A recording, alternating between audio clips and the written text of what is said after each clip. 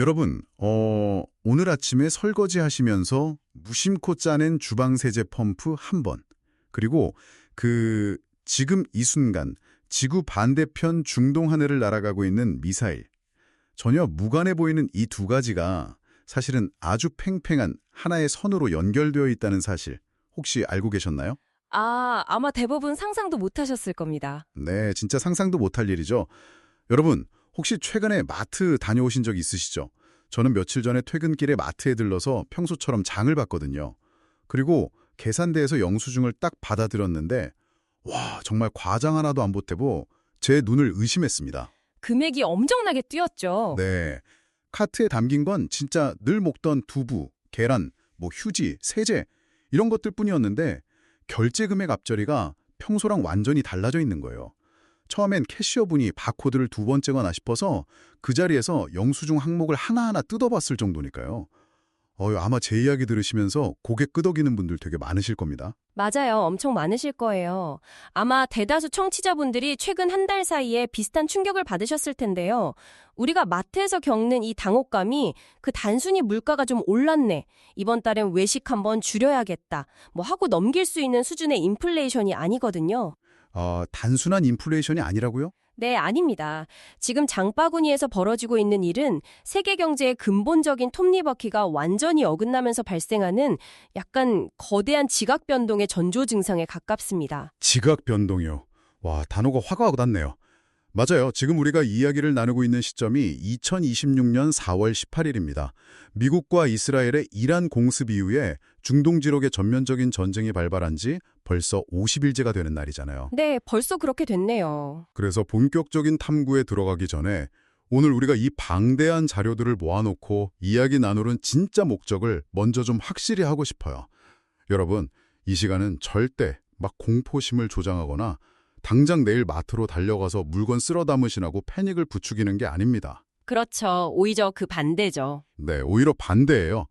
지금의 이 구조적인 상황을 냉정하게 딱 인지하고 막연한 불안감 대신 우리 가정을 지키기 위한 실질적인 삶의 지혜, 일종의 생존 매뉴얼을 함께 세워보자는 겁니다. 왜냐하면 지금은 우리의 생활 방식 자체가 완전히 영구적으로 받쳐야 하는 비상 상황이니까요. 아주 정확한 포인트입니다. 이 상황이 일시적인 해프닝이 아니라는 건 당장 국가 경제를 책임지는 중앙은행 움직임만 봐도 명확해지거든요.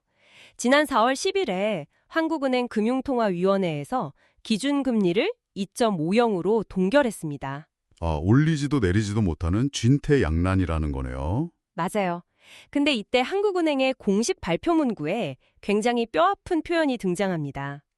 바로 중동 전쟁에 따른 공급 충격이라는 단어입니다. 공급 충격이요? 네.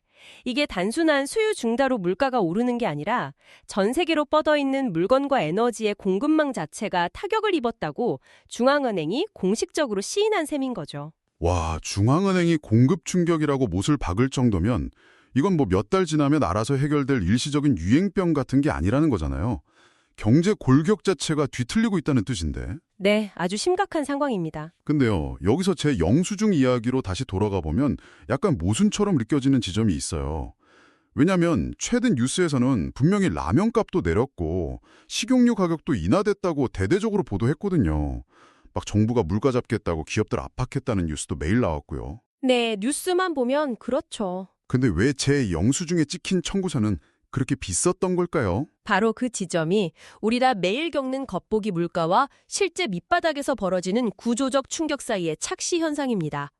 뉴스에서 라면 4사가 가격을 내렸다고 대서특필했잖아요. 네, 농심은 평균 7%, 삼양식품은 14.6% 내렸다고 들었어요. 수치만 보면 꽤 많이 내린 것 같죠? 하지만 진열대의 실상을 한번 들여다볼까요? 신라면, 진라면, 불닭볶음면 같이 우리가 마트를 가면 무의식적으로 집어드는 매출 1위 핵심 제품들은 그 인하 대상에서 교묘하게 쏙 빠졌습니다. 와, 진짜요? 세상에. 네, 상대적으로 덜 팔리는 비주류 제품들만 가격을 찔끔 내린 거죠. 아니 그러니까 백화점에서 대박 앤 세일 한다고 해서 막 달려갔더니 진짜 사고 싶은 신상품이나 베스트셀러는 전부 세일 제외 품목 딱집에 붙어있는 거랑 똑같은 거네요. 정확한 비유입니다. 근데 더 심각한 문제는 그나마 내려간 그 가격조차도 시장 원리가 아니라 정부 압박에 의해 억지로 눌려놓은 용수철이라는 점이에요. 억지로 누르고 있다고요? 네, 밀가루 원가를 한번 생각해보죠. 지금 중동전쟁으로 홍해랑 호르무즈 해협이라는 글로벌 물류의 대동맥이 꽉 막혔습니다. 원래 수에즈 운하를 통과해야 할 밀수입 선박들이 거기로 못 가고 저기 아프리카 최남단 희망봉을 삥 둘러서 우회하고 있어요. 혹 희망봉까지요? 그럼 시간이 엄청 지연되겠는데요? 운송 기간만 2에서 3주가 더 걸립니다. 3주치 선박 연료비, 선원 인건비, 보험료가 고스란히 추가되는 겁니다. 해바라 기후도 마찬가지고요. 주산지가 러시아와 우크라이나인데 기존의 양국 간 전쟁 여파로 생산 자체가 줄어든 데다가 이번 중동 물류비 상승까지 완전히 겹쳐버렸죠. 첩첩산중이네요. 그러니까 원자재 가격과 물류비는 폭등했는데 소비자 가격만 강제로 묶어둔 상태인 겁니다. 뼈가 심하게 부러져서 피가 철철 나고 있는데 그 위에 캐릭터 반창고 하나 딱 붙여놓고 자, 여러분 뉴스 보니까 다 나았죠. 이러고 있는 격이네요. 결국 기업이 손해를 무한정 떠안을 순 없을 테니까 언젠간 그 반창고가 툭 떨어질 텐데 말이죠. 그렇죠. 터질 수밖에 없죠. 게다가 제가 자료를 보니까 진짜 무서운 메가톤급 청구서는 아직 발송조차 안 됐더라고요. 바로 에너지 청구서요. 아, 맞습니다. 그게 바로 이번 공급 충격의 핵심 내관입니다. 현재 2분기 가정용 전기요금은 킬로와트 시당 연료비 조정 단가 5원으로 간신히 동결됐거든요. 명세서만 보면 평온해 보이죠. 네, 당장은 안 오른 것 같아요. 하지만 전기를 만들어내는 도매 시장 상황은 지금 아수라장입니다. 한전이 발전소에서 전기를 사오는 기준 가격을 SMP, 즉 개통한계 가격이라고 하는데요. 작년 12월에 90원대였던 이 가격이 올해 1월 103원, 3월에는 111원을 돌파하면서 수직 상승 중입니다. 와, 111원이요. 왜 그렇게 무섭게 오르는 건가요? 우리나라 전력 생산의 30%를 차지하는 LNG, 즉 액화천연가스 현물 가격이 전쟁 발발 이후 2배 가까이 뛰었기 때문입니다. 당장 우리 집 우편함에 꽂히는 고지서만 잠깐 멈춰 있는 거지. 뒤에서는 한전이 빚을 내서 그 비싼 가스값을 억지로 메꾸고 있다는 뜻이잖아요. 한전 부채가 이미 200조 원을 넘겼다는데 이 댐이 과연 언제까지 버텨줄까요? 이미 수용 한계를 넘었습니다. 기후에너지 환경부에서도 3에서 6개월 뒤에는 전기요금 인상이 불가피할 수 있다고 운을 띄웠죠. 빠르면 3분기, 즉 7월부터는 진짜 현실을 반영한 고지서가 날아올 가능성이 아주 높습니다. 여름철에 에어컨 켜야 할 텐데 진짜 무섭네요. 근데 여기서 진짜 무서운 건 가정용 전기요금이 아닙니다. 바로 산업용 전기요금이에요. 산업용이요? 네, 공장을 돌리는 데 쓰는 산업용 전기는 이미 70%나 폭등했습니다. 반도체를 굽고 철을 녹이고 휴지를 만드는 공장들의 가동 비용이 70% 뛰었다는 뜻이에요. 이 천문학적인 비용 상승분이 과연 어디로 증발할까요? 결국 돌고 돌아서 우리가 마트에서 사는 모든 공산품 원가에 스며들겠나요? 전체 가격표를 확 밀어 올리는 거잖아요. 맞습니다. 고스란히 소비자에게 전가되는 거죠. 그러니까 하반기에 전기요금 고지서가 날아올 때쯤이면 아까 말한 그 얄팍한 반창고마저 완전히 떨어져 나가면서 그동안 억눌렸던 물가가 한꺼번에 터져 나오겠군요.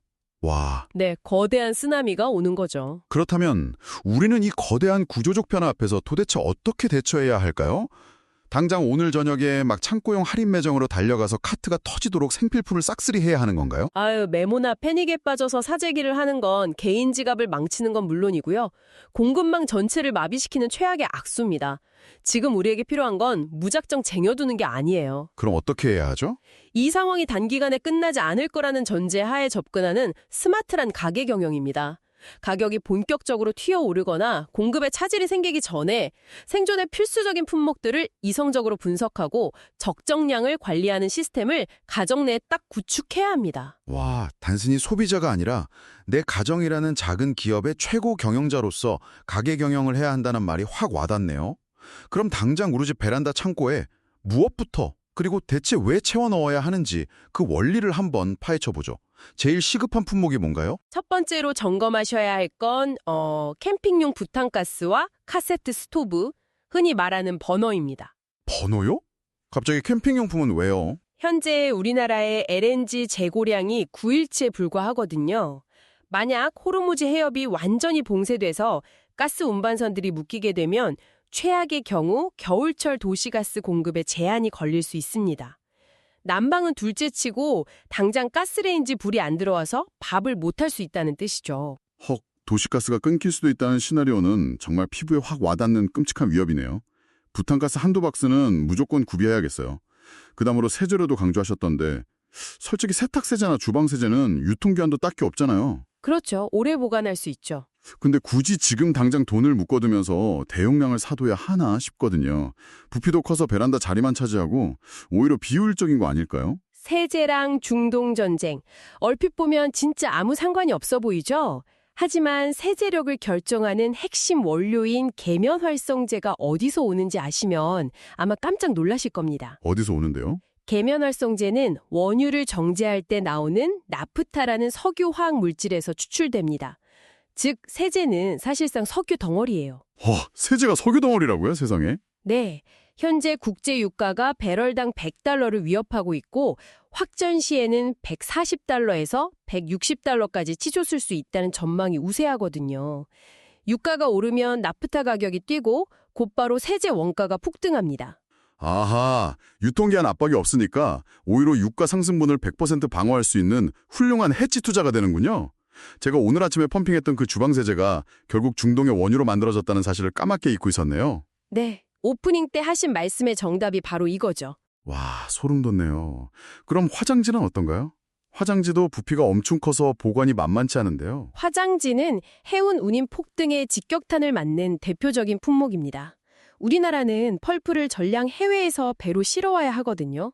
운임이 오르면 펄프 수입 단가가 확 치솟고 앞서 말씀드린 대로 제지 공장을 돌리는 산업용 전기요금까지 70%나 올랐잖아요. 아, 엎친 데 덮친 격이네요. 네, 이 이중고를 견디지 못하고 조만간 화장지 가격이 크게 뛸 겁니다. 그래서 30롤짜리 2박스 정도는 미리 확보하시는 게 현명합니다. 원자재 수일로 꽉 막히고 공장 전기세 오르니까 가격이 안 뛸 수가 없는 구조네요. 다른 생필품들은 또 뭐가 있을까요? 해운 물류대라는 다른 생필품에도 도미노처럼 영향을 줍니다. 예를 들어 건전지는 원료인 아연이나 망간 같은 광물을 배로 들여와야 하고요. 통조림 역시 캔을 만드는 주석이나 알루미늄이 같은 해상 물류망을 탑니다. 아, 캔도 수입이군요. 그렇죠. 따라서 유통기한이 긴 쌀 2달치, 건전지, 통조림, 그리고 최소 3일치의 생수는 기본적으로 갖춰두셔야 합니다. 특히 중요한 건 상비약이에요. 의약품 원료 대다수가 중국이나 인도에서 해상으로 들어오기 때문에 종합감기약이나 진통제 같은 필수 상비약은 최소 3개월치를 챙겨두시길 아주 강력히 권고합니다. 네, 지금까지는 마트에서 흔히 볼 수 있는 일반적인 생필품 이야기를 나눠봤는데요. 여러분, 여기서부터는 저희가 목소리를 좀 낮추고 아주 진지하고 세심하게 짚고 넘어가야 할 것 같습니다. 방금 말씀드린 물건들이 일반 성인들에게는 그냥 지출 좀 늘어나는 성가신 문제겠지만요.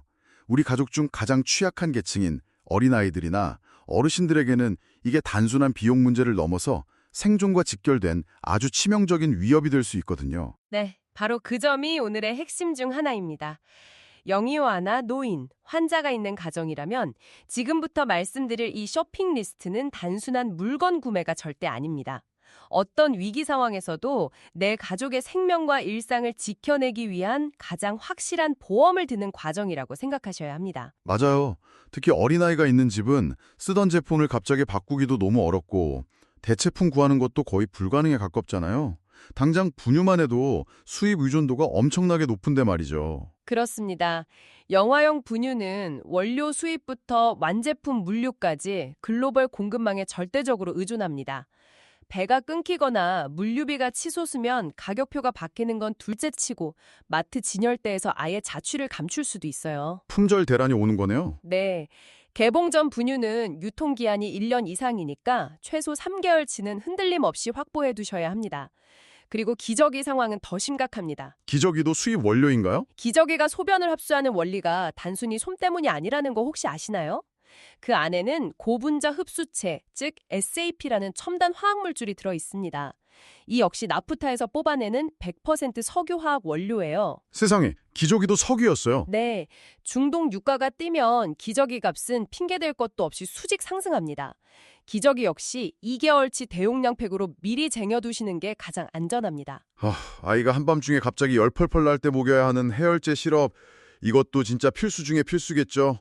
수입 차질 생기면 당장 아이 알아 누웠을 때 부모들이 발만 동동 구르게 될 텐데요. 맞습니다. 어린이용 타이레놀이나 이보프로펜 시럽 같은 건 공급망에 한번 꼬이기 시작하면 동네 약국 아무리 돌아다녀도 품절 팻말만 보게 되는 사태가 벌어집니다. 약은 우리 아이 생명과 직결되니까요. 유통기한 꼼꼼히 확인하시고 최소 3개월치 여유분은 반드시 상비약통에 넣어두셔야 합니다. 어르신들이 계신 가정도 걱정이 이만저만이 아닐 텐데 특히 고혈압이나 당뇨처럼 하루라도 약을 끊으면 큰일 나는 만성질환 약이 제일 큰 문제일 것 같아요. 근데 여기서 제가 아주 현실적인 궁금증이 하나 생기거든요. 네, 어떤 걸까요? 이런 만성질환 약을 동네 병원에 가서 선생님, 앞으로 세상 어떻게 될지 불안하니까 3개월치 한꺼번에 다 처방해 주세요. 이러면 의사 선생님이 그냥 쿨하게 내주시나요? 우리나라 건강보험 시스템상 장기 처방은 엄격하게 막혀 있는 거 아닌가요? 현장에서 바로 마주치게 될 아주 현실적인 장벽을 딱 짚어주셨네요. 기본적으로 처방 기간은 약의 종류나 환자 상태에 따라 의사의 판단이 절대적입니다. 하지만 국민건강보험 심사평가원의 기준을 보면요. 고혈압이나 당뇨 같은 만성질환 환자가 아주 오랜 기간 부작용 없이 안정적으로 투약 중인 상태라면 90일 심지어 그 이상의 장기 처방도 건강보험 급여 적용이 충분히 가능합니다. 무조건 안 되는 게 아니라 안정적인 환자면 시스템상 가능하다는 거군요. 네, 그렇습니다. 주치의 선생님 찾아가셔서 현재 약국들의 공급 불안정 우려를 잘 설명하시고 가급적 최대한 긴 기간의 처방을 정중히 요청해 보시는 게 가장 현실적인 접근법입니다. 어르신들에게 이 약은 단순한 알약이 아니라 매일매일을 이어가는 생명줄이니까요. 맞아요. 꼭 병원 방문하셔서 미리 넉넉하게 약 받아두셔야겠네요. 또 제가 자료 보니까 체온 조절 능력이 떨어지는 어르신들을 위해 전기담요나 핫팩 준비하라는 팁도 있었어요. 보일러 가스비 폭등 피하면서도 취약한 어르신 체온 방어할 수 있는 아주 훌륭한 방법이네요. 네, 위기가 닥치면 에너지 비용이 가장 먼저 폭력적으로 변하거든요. 혹한기나 정전 사태까지 고려한다면 체온 유지는 생존 그 자체입니다. 그리고 스마트폰이나 라디오 충전할 수 있는 고용량 보조 배터리. 이것도 고립 방지 차원에서 취약계층일수록 더더욱 철저히 준비하셔야 합니다. 와, 자, 이렇게 생존에 직결된 장바구니부터 약국까지 아주 든든하게 채워봤습니다. 그럼 이제 한숨 좀 돌려도 될까요? 놀랍게도 아닙니다. 아직 끝이 아닙니다.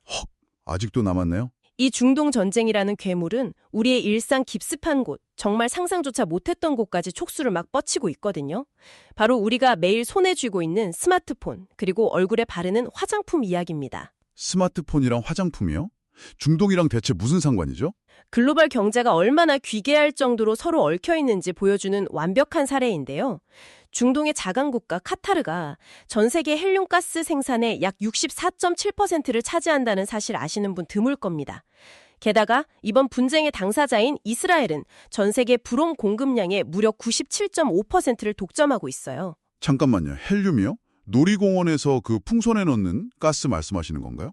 그게 스마트폰이랑 연결된다고요? 네, 바로 그 헬륨이 반도체 공장에서는 핏줄 같은 역할을 합니다. 반도체 웨이퍼를 정밀 가공할 때 엄청난 고열이 발생하거든요. 이걸 급격히 냉각시키면서도 주변의 다른 화학물질과 절대 반응하지 않는 완벽하게 안정적인 가스가 꼭 필요합니다. 그게 바로 헬륨입니다. 와, 대박이네요. 헬륨 없이는 초정밀 반도체를 구워낼 수가 없어요. 대체제도 없고요. 대체제조차 없다고요? 헬륨 공급 끊기면 반도체 공장 자체가 멈춘다는 거잖아요. 그럼 우리 2020년 팬데믹 때 있었던 그 끔찍했던 차량용 반도체 대란, 차 한 대 사려면 1년씩 기다려야 했던 그 악몽이 또 반복될 수 있다는 거네요? 네, 그 악몽의 재현입니다. 글로벌 공급망은 효율성을 극대화하려고 재고를 남겨두지 않는 저스트-인-타임 방식을 쓰잖아요. 여유분이 아예 없어요. 헬륨 공급선이 끊어지면 몇 주 내로 아시아의 반도체 라인이 멈추고 곧이어 최신 스마트폰, AI 가전제품, 전기차 생산량이 급감하면서 가격이 폭등합니다. 와, 당장 살 생각 있으면 미루지 말아야겠네요? 맞습니다. 만약 올 하반기에 반드시 사야 할 가전제품이나 전자기기가 있다면 가격 비교하느라 시간 끌지 마시고 지금 당장 결제하시는 게 돈을 아끼는 유일한 방법입니다. 진짜 충격적이네요. 화장품도 마찬가지였죠. 우리가 아침 저녁으로 바르는 스킨로션이 석유화학 파생물이라니. 성분표를 유심히 보시면 답이 나오는데요. 보존제로 쓰이는 파라벤, 발림성을 좋게 하는 실리콘 계열 원료, 심지어 아주 향기로운 인공향료까지 거의 모든 합성 원료의 뿌리를 쫙 거슬러 올라가면 원유 정제 공장이 나옵니다. 화장품도 석유였어요. 네, 나프타 가격이 오르면 3에서 6개월 시차를 두고 화장품 업계도 원가 압박 견디지 못해서 일제히 가격표를 바꿔달게 될 겁니다. 지구 반대편 반도체 공장이라는 현악기 파트는 줄이 확 끊어지고 내 얼굴에 바르는 화장품이라는 관악기 파트까지 막 불협화음을 내면서 교양국 전체가 엉망진창으로 멈춰버리는 꼴이네요. 와, 공급망의 민낯을 아주 정확하게 꿰뚫은 완벽한 비유입니다. 우리는 그동안 세계화라는 시스템이 주는 저렴한 물건의 혜택에 취해서 그 시스템이 얼마나 얇은 얼음판 위에 서 있는지 잊고 있었던 거죠. 자, 지금까지 어떤 물건들의 가격표가 바뀔지, 그리고 왜 바뀔 수밖에 없는지 그 구조적인 인과관계를 모두 해부해봤습니다. 이제 남은 건 실천뿐입니다. 실천이요? 전쟁이 끝나더라도 인건비와 구조적인 비용 상승 때문에 물가는 예전으로 돌아가지 않을 겁니다.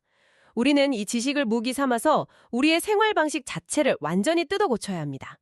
그래서 저는 이 난국을 돌파하기 위한 장기적인 8대 행동 지침을 제안해드리고 싶습니다. 한번 오르고 안 떨어지는 물가에 맞서서 평생 써먹을 수 있는 일종의 생활 근육을 키우는 8가지 방법이군요. 어떤 것들이 있나요? 첫째는 당장 냉장고와 베란다를 열어서 우리 집 현 재고를 파악하는 겁니다. 뭐가 얼마나 있는지 정확히 알아야 충동적인 공황 구매를 막을 수 있거든요. 둘째는 즉각적인 에너지 다이어트입니다. 안 쓰는 가전제품 플러그를 뽑아서 대기 전력 차단하는 것만으로도 월 전기요금의 약 10%를 방어할 수 있습니다. 블로그 뽑기요? 네. 그리고 냉장고 온도는 냉장 3도, 냉동 영하 18도로 딱 최적화하시고요. 전력 소모가 극심해지는 여름이 오기 전에 에어컨 필터를 싹 청소해서 효율을 끌어올리세요. 근데요, 선생님, 여기서 제가 약간 딴지를 좀 걸고 싶어지는데요. 아까 산업용 전기요금이 무려 70%나 폭등해서 그게 거대한 물가 쓰나미로 밀려올 거라고 하셨잖아요. 네, 그랬죠. 근데 고작 텔레비전 플러그 하나 뽑고 냉장고 온도 1도 올린다고 해서 그 무시무시한 쓰나미를 막을 수 있을까요? 태풍이 몰려오는데 조그만한 우산 하나 펴들고 버티겠다는 것처럼 너무 소극적이고 미미한 대처 아닌가? 그런 생각이 들거든요. 수치만 놓고 보면 충분히 그렇게 허탈하게 느끼실 수 있습니다. 이해합니다. 하지만 이 플러그 뽑기의 진짜 목적은 당장 전기료 몇천 원을 깎는 데 있지 않아요. 그럼 진짜 목적이 뭔가요? 지금 세상은 거시경제, 환율, 원유 가격, 심지어 저격 지정학적 미사일 궤도까지 평범한 개인이 단 1%도 통제할 수 없는 거대한 혼란의 소용돌이잖아요. 사람은 통제권을 잃을 때 가장 큰 공포를 느낍니다. 이럴 때 내가 내 집에서 내 손으로 직접 통제하고 아낄 수 있는 유일한 영역을 딱 장악하고 실천하는 것. 통제권을 되찾는 거군요. 네. 그 행위 자체가 뇌에 엄청난 안정감을 주고 막연한 패닉을 막아주는 강력한 심리적 방어막이 됩니다. 무력감에 빠지지 않고 위기를 이성적으로 통제해 나가는 실질적인 훈련. 그것이 바로 진정한 의미의 생활 근육인 셈이죠. 아하, 단순히 푼돈 아끼는 게 아니라 이 통제 불가능한 미친 세상 속에서 통제 가능한 나만의 요새를 구축해서 심리적인 중심부터 딱 잡는 거군요. 방어막이라는 표현이 정말 깊이 와닿습니다. 나머지 지침들도 이어서 들어볼까요? 네, 셋째와 넷째는 스마트한 구매 전략입니다. 창고형 마트를 이용해 유통기한 긴 생필품을 대용량으로 구매해서 단가를 쫙 낮추시고요. 브랜드 거품을 뺀 대형마트의 자체 상품, 즉 PB 상품으로 눈을 돌리세요. 다섯째는 정보력입니다. 정보력이요? 어떤 정보요? 에너지 바우처, 긴급복지 지원, 소상공인 특례 대출 같은 정부 지원금은 가만히 앉아있는 사람에겐 절대 찾아오지 않습니다. 지자체 홈페이지를 다 뒤져서라도 받을 수 있는 혜택을 악착같이 찾아내셔야 합니다. 내가 직접 발품 팔아서 찾아 먹어야 하는 거군요. 내 지갑에서 나가는 돈의 밸브도 좀 잠가야겠죠? 그렇습니다. 그게 6번째 핵심인데요. 지금 당장 보지 않는 OTT 구독이나 안 가는 헬스장 회원권을 과감히 끊어내시고 최소 3개월치의 생활비를 예비금으로 딱 묶어두세요. 거시경제가 막 요동칠 때 가장 든든한 무기는 현금 유동성이거든요. 역시 현금이 최고네요. 7번째는 혼자만 알지 마시고 오늘 나누신 이 정보와 매뉴얼을 온 가족이 쫙 공유해서 일관된 생활 습관을 만드는 것입니다. 그리고 마지막 8번째는 위기 때마다 독버섯처럼 퍼지는 SNS의 자극적이고 거짓된 쇼품 영상들에 제발 흔들리지 마시라는 겁니다. 가짜뉴스 조심하라는 거군요. 네, 한국은행이나 정부 부처의 공식적인 데이터만 신뢰하고 이성적으로 판단하셔야 우리 가정을 지킬 수 있습니다. 네, 오늘 정말 밀도 있게 마트 영수증부터 중동의 헬륨가스, 그리고 우리 집 냉장고 플러그까지 진짜 쉼없이 달려왔습니다.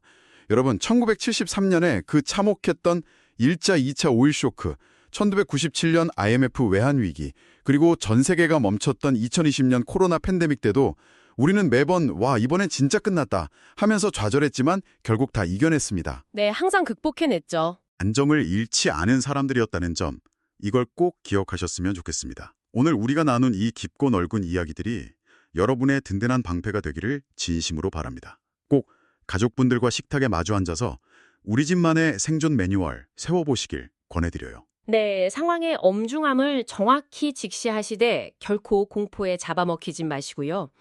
오늘 짚어본 가게 경영의 원리와 8대 행동 지침을 당장 오늘 저녁부터 하나씩 실천에 옮기신다면 분명 이 거대한 구조적 위기도 아주 훌륭하게 넘어설 수 있을 겁니다. 여러분, 탐구 시간을 마치면서 마지막으로 이런 화두를 하나 던지고 싶습니다. 우리는 지난 수십 년 동안 전 세계가 하나로 쫙 연결된 초연결 세계화가 우리에게 무한한 풍요를 가져다줄 엄청난 축복이라고 굳게 믿고 살아왔습니다. 네, 다들 그렇게 믿었죠. 그런데요, 지구 반대편 사막에서 터진 분쟁이 불과 50일 만에 우리 집 저녁 밥상에 오르는 두부 가격을 바꾸고 보일러 온도를 낮추게 만들며 심지어 내 아이가 차고 있는 기저귀 값까지 쥐락펴락하는 이 살벌한 현실을 목도하면서 저는 이런 생각이 듭니다. 모든 것이 거미줄처럼 촘촘하게 얽혀버린 지금의 이 거대한 시스템이 과연 우리 같은 평범한 개인들에게 여전히 유효하고 안전한 피난처가 될 수 있을까요? 참 무거운 질문이네요.